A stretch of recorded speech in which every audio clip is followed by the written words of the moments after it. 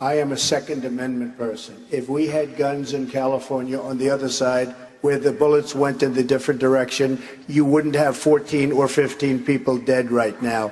If even in Paris, if they had guns on the other side going in the opposite direction, you wouldn't have 130 people plus dead.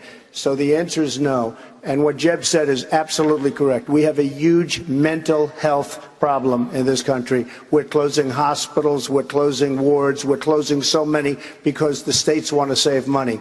We have to get back into looking at what's causing. You know, the guns don't pull the trigger. It's the people that pull the trigger. And we have to find out what is going on. We have to protect our Second Amendment, and you cannot do this, and certainly what Barack Obama was doing with the executive order. He doesn't want to get people together. You know, the old-fashioned way where you get Congress, you get the Senate, you get together, you do legislation. He just writes out an order, executive order. Not supposed to happen that way. According to Facebook, it was the most talked about moment online of your entire campaign, with more than 10 million people talking about the issue. Is there anything you've heard that makes you want to rethink this position? No. No. Look,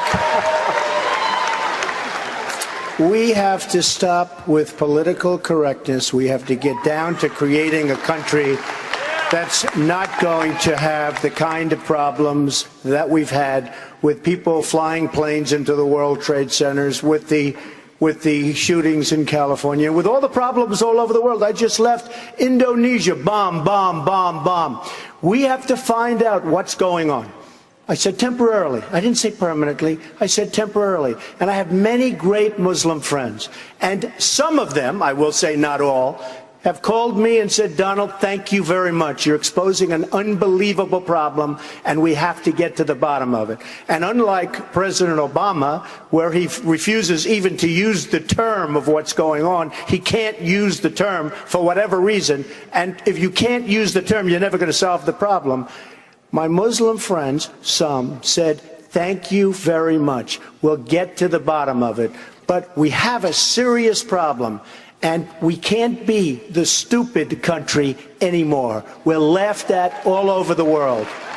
Donald, we're asking me what to do about North Korea. China, they don't like to tell us, but they have total control, just about, of North Korea.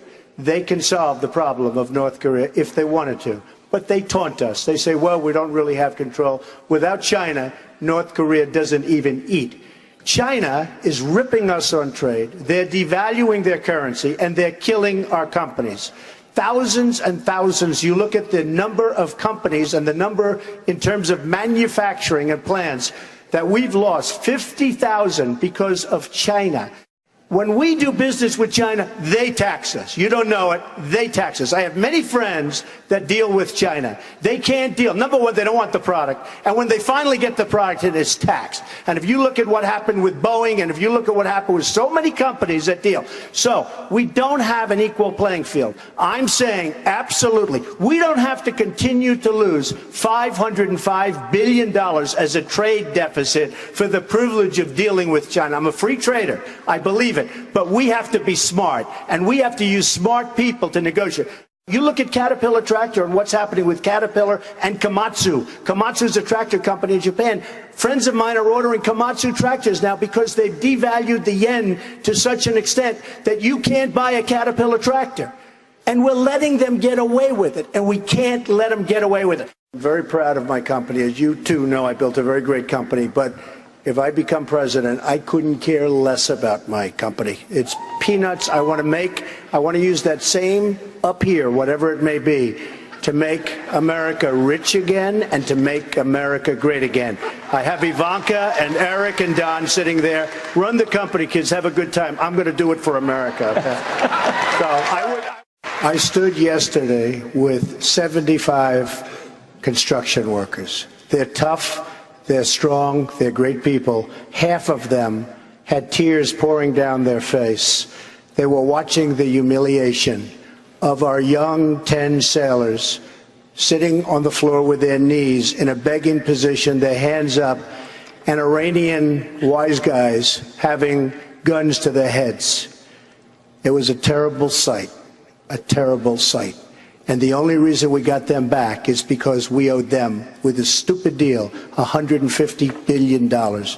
If I'm president, there won't be stupid deals anymore. We will make America great again. We will win on everything we do. Thank you.